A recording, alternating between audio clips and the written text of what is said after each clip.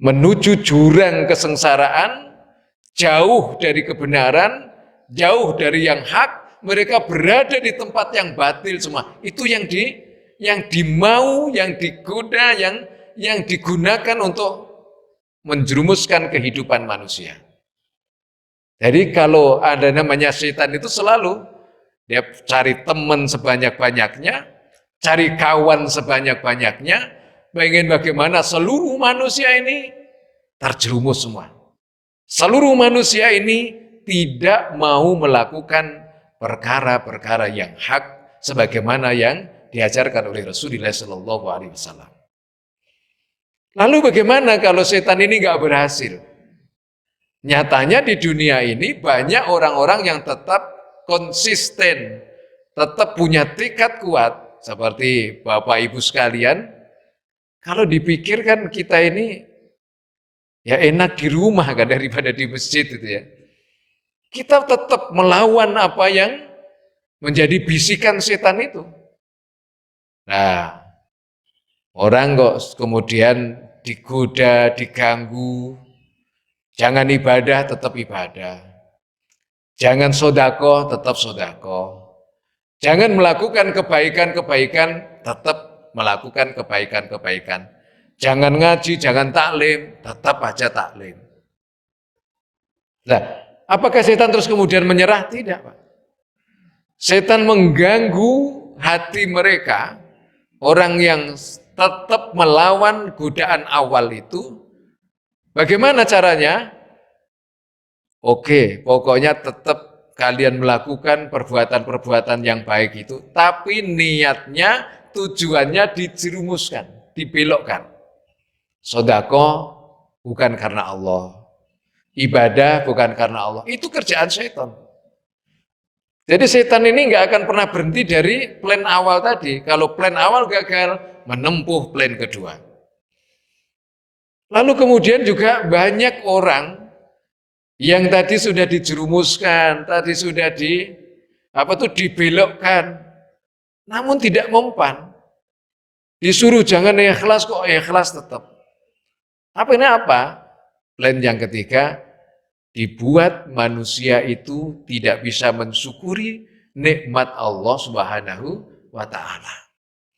Maka jangan heran Bapak sekalian, ketika kita melihat ada orang alim, banyak ilmu, tidak bersyukur. Ada orang kaya, tidak bersyukur. Ada pejabat, tidak bersyukur. Padahal dari berbagai macam fasilitas dia miliki, tapi tidak bisa bersyukur. Itulah cara setan mengganggu manusia apabila plan A, plan B itu gagal. Itu adalah caranya bagaimana manusia ini tidak bisa mensyukuri nikmat-nikmat yang diberikan oleh Allah Subhanahu wa Ta'ala.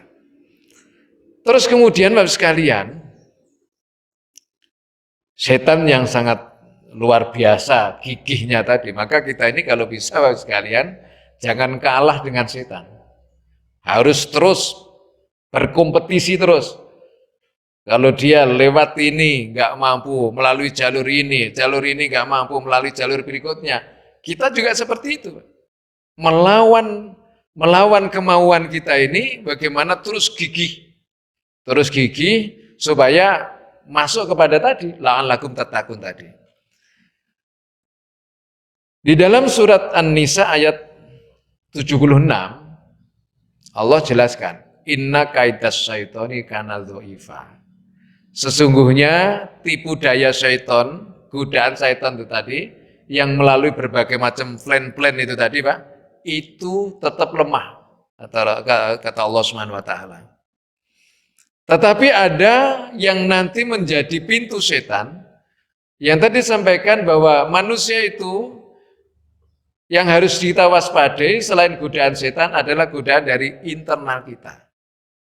Apa dari internal kita itu? Hawa nafsu. Hawa nafsu. Hawa nafsu itu seperti apa? Kita Bapak Ibu sekalian, manusia yang berjasad kasar seperti ini memang dilengkapi oleh Allah yang namanya hawa nafsu. Bapak Ibu lapar, pengen makan. Bapak Ibu haus, pengen minum. Itu namanya hawa hawa nafsu. Kita nggak punya duit, bekerja cari duit itu hawa nafsu. Nah, jadi tidak semua hawa nafsu itu keliru. Tapi yang harus kita waspadai bahwa hawa nafsu ini atau nafsu ini yang dikenal hanya satu, yang penting senang. Nafsu kita itu hanya mengenal satu, yang penting senang. Dia tidak mengenal mana baik, mana buruk, mana benar, mana salah. Maka salah satu yang jadi kendali untuk kita semuanya adalah seperti puasa Ramadan ini. Puasa itu salah satu upaya kita untuk mengendalikan bagaimana nafsu kita terkendali. Kenapa? Karena kadang-kadang yang disukai oleh nafsu tidak sejalan dengan perintah agama kita. Atau perintah yang ada di dalam agama kita ini kadang-kadang nafsu kita kurang cocok. Nah, itu yang harus kita kendalikan. Cara mengendalikan bagaimana terus menguatkan keimanan kita kepada Allah Subhanahu wa taala.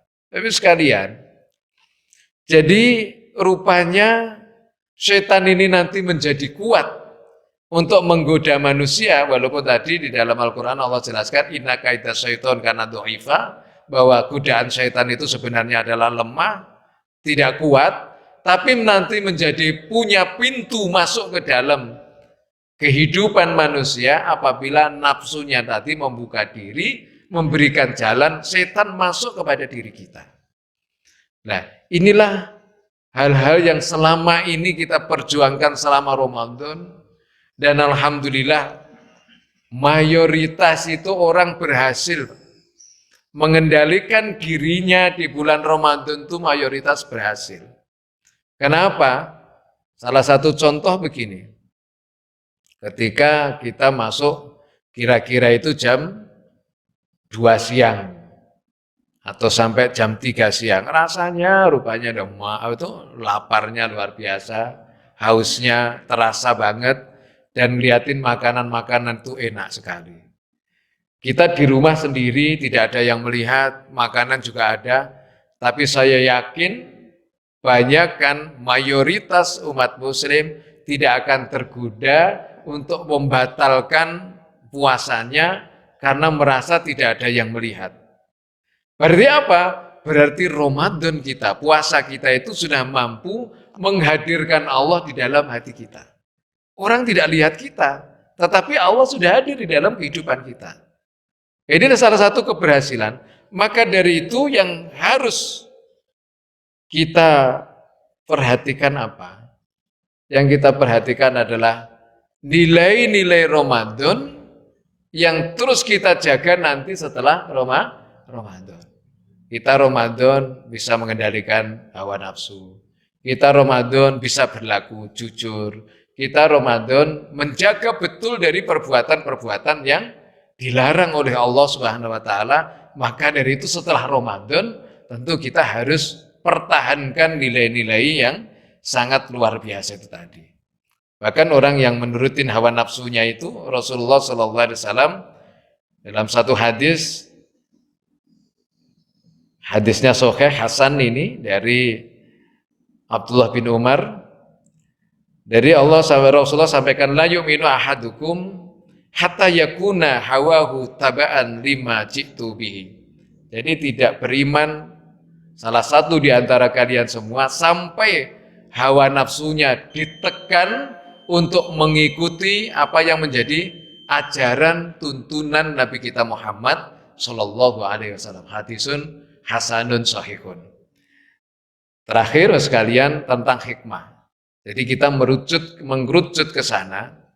Satu hadis riwayat Imam Bukhari, kita renungkan. Bismillahirrahmanirrahim.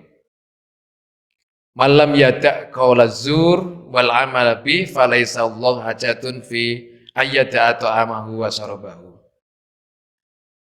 Siapa yang berpuasa, kita yang berpuasa Ramadan, bahkan mungkin puasa di luar Ramadan juga, yang tidak bisa meninggalkan kata-kata kotor. Qaulaz zur itu ya kotor, ya kata-kata rendah. Ini bisa diartikan cacian, hinaan, makian, celaan itu. cemoohan, kata-kata kotor. Wa amala bih, dan juga perbuatan kotor. Maka Allah Subhanahu wa taala tidak butuh puasanya orang yang tadi meninggalkan makan, meninggalkan minum. Kita lapar dari pagi sampai sore. Kalau kita lakukan dengan penuh keimanan, dengan cara yang benar, kita mengharapkan pahala dari Allah Subhanahu wa taala. Rasulullah sampaikan, man shoma ramadhana imanan wa ihtisaban ghufira lahu ma taqaddama min dzambi. Terus kemudian ada satu ungkapan Rasulullah yang wanti-wanti kepada kita. Walaupun mungkin secara hukum fikih, secara hukum puasa kita sah. Tapi secara amaliyah, kemudian secara diterima dan tidaknya, itu bisa gugur pahalanya. Rasulullah sampaikan, khamsun yuftirna shaimah. Ada 5 perkara yang bisa membatalkan pahalanya puasa. Yang pertama, al-kadzibu atau al-kizbu, bohong. Yang kedua, wal ghibatu, ghibah. Jadi puasa-puasa ghibah, pahalanya habis. Puasa-puasa bohong, pahalanya habis. Terus kemudian yang ketiga, wan namimah. Namimah ini mengadu domba, memprovokasi, menciptakan permusuhan-permusuhan. Itu juga merusak pahalanya puasa. Bisa puasanya secara fikih sah, dia nggak makan dari pagi sampai sore, nggak minum dari pagi sampai sore, meninggalkan syahwatnya dari pagi sampai sore, tetapi masih melakukan perbuatan itu. Terus kemudian yang keempat, an-nadru bisyahwatin. Kita suruh menjaga pandangan kita, melihat yang menimbulkan syahwat. Terus kemudian yang kelima yaitu al-yaminu kadzibah, sumpah palsu. Orang yang melakukan sumpah palsu di bulan Ramadan, di sedang berpuasa, puasanya pahalanya hilang. Nah, ini merupakan madrasah bagi kita semuanya, pendidikan bagi kita semuanya selama kita Ramadan, selama kita puasa. Tujuannya apa? Apakah kepentingan kita untuk terjaga amal kita itu hanya waktu Ramadan saja? Tidak.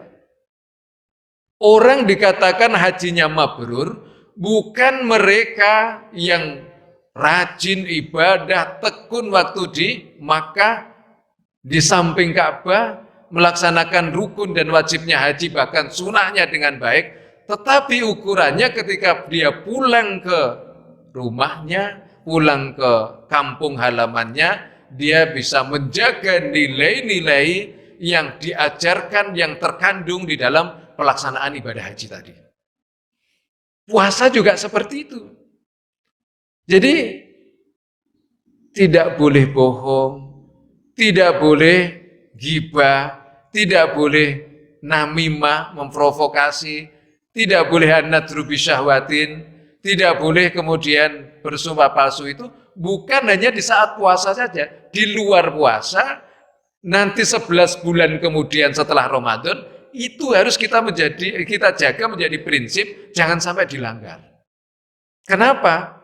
Ya apa artinya kita dididik, kita sekolah, tapi kalau ilmu yang kita dapatkan di dalam sekolah, didikan gemblengan yang sudah kita dapatkan di dalam madrasah Ramadan ini terus kemudian tidak bermanfaat di dalam kehidupan kita. Maka Allah Subhanahu wa taala melalui Rasulnya, ucapan lisan mulia dari Nabi kita Muhammad SAW, Allah nggak butuh puasa kita. Kalau sampai kemudian apalagi di saat puasa, mohon maaf, masih suka mencela, suka menghina, merendahkan, mencaci, dan kemudian itu nanti akan menjadi cerminan nilai orang-orang Muslim. Dari dulu saya sudah sampaikan bahwa kalau kita bicara Islam, kita bicara nilai. Nah, Muslim ini menjadikan satu wadah yang diwadahi di dalam kehidupan kita, di dalamnya adalah nilai-nilai mulia, yaitu Islam kita ini.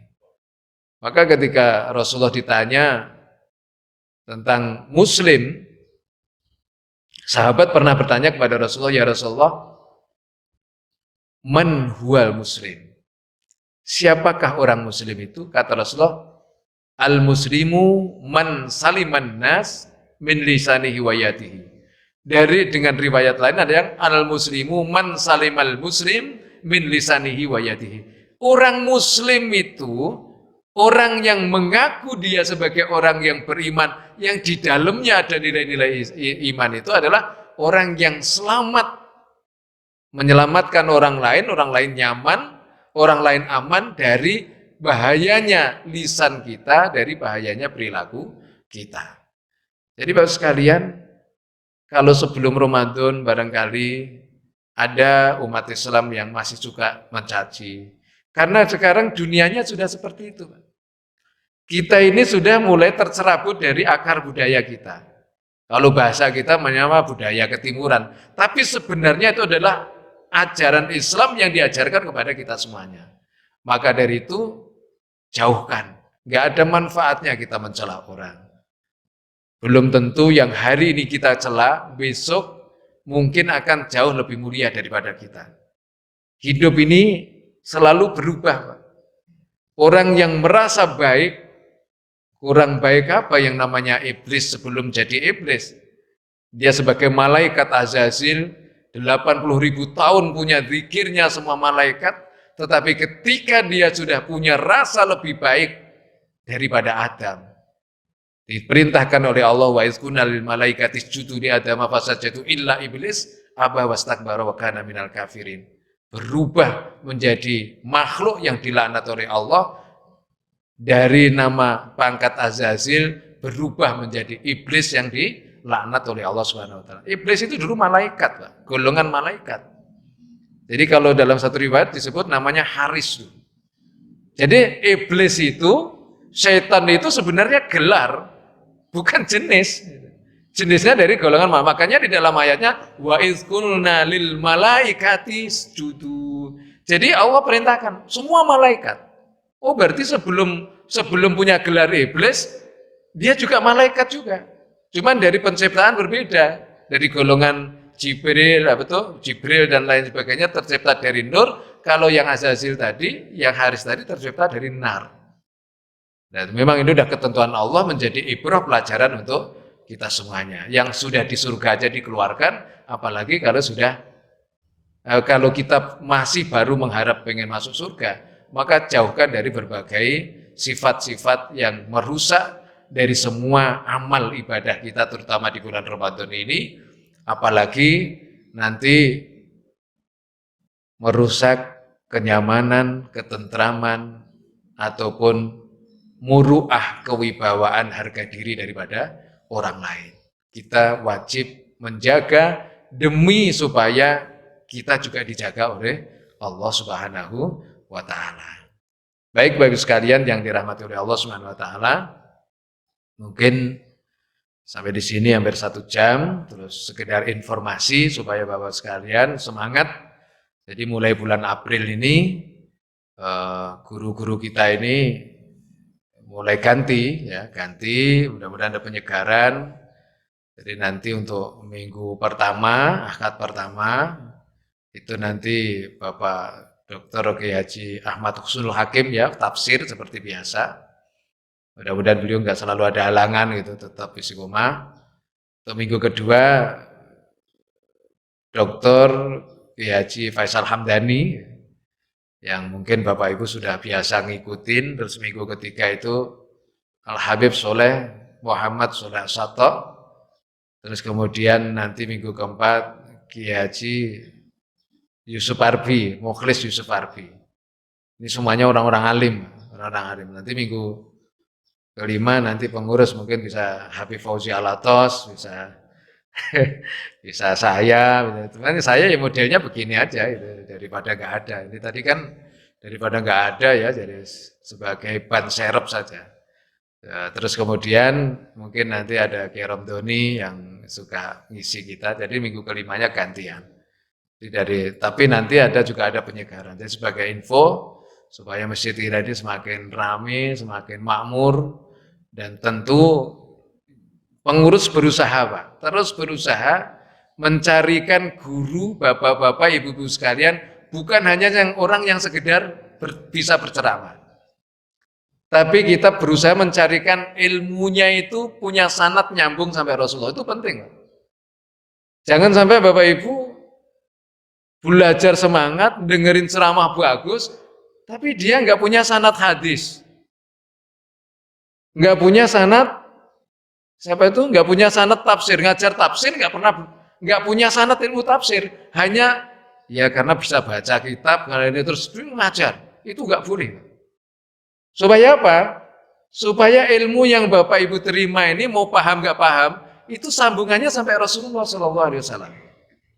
Ini sekarang ini kan banyak orang yang mondok nggak pernah, ngaji tafsir nggak pernah, cuman bisa pinter bahasa Arab, pinter berpidato, akhirnya laris kemana-mana, dan kita seneng. Ya untuk sekedar informasi ilmu boleh, tetapi untuk sanad ilmu yang dipakai pegangan kita ini harus punya sanad. Hanya sekedar dengerin begini, itu harus makanya Habib Fauzi Alatos, ya kita konsentrasi, jangan sampai jamaah ini hanya ikut ngaji, tapi gurunya nggak punya sanad ke Rasulullah SAW. Jadi seperti yang saya baca ini saya juga sudah kumpulkan, ini ada namanya apa itu tafsir ini Pak, tafsir Sahih Bukhari, namanya Fathul Bari. Ada jangan sampai rawahu Bukhari, rawahu buat dalil, buat nyalain orang, dia sendiri nggak pernah belajar kitab Bukhari. Paling tidak ngaji, bukan hanya sekedar baca, ngaji ada gurunya. Kalau nanti ada kekeliru, guru kita tanggung jawab, Pak. Tanggung jawab. Itu penting. Makanya kalau bicara hadis, kita bicara mustalahul hadis, takhrij hadis, maqasid. Maka banyak yang salah paham kan nggak pernah belajar maqasid. Ulumul hadisnya nggak pernah belajar. Ya ini repot. Nah, guru-guru yang kita siapkan ini, insya Allah mereka yang sanadnya, baik tafsirnya, hadisnya, itu jelas, sambung sampai Rasulullah SAW. Mereka punya guru, jadi gurunya ketemu sampai Rasulullah SAW. Mudah-mudahan ada manfaatnya, insya Allah, mudah-mudahan Allah tolong kita semuanya, kita semakin semangat. Kita berdoa Pak, berdoa mudah-mudahan Ramadan tahun yang akan datang ketemu lagi seperti ini, sehat walafiat, dan tahun-tahun berikutnya juga sama. Kita doakan sahabat kita, saudara kita terutama di masjid ini yang kemarin duduk bersama-sama kita di shop yang sama dan saat ini sudah dipanggil oleh Allah, mudah-mudahan Allah berikan kemuliaan di sana. Kalau bapak-bapak, ibu-ibu masih sangat leluasa untuk mencari kemuliaan sekarang ini, maka Ramadan ini jangan sampai disia-siakan.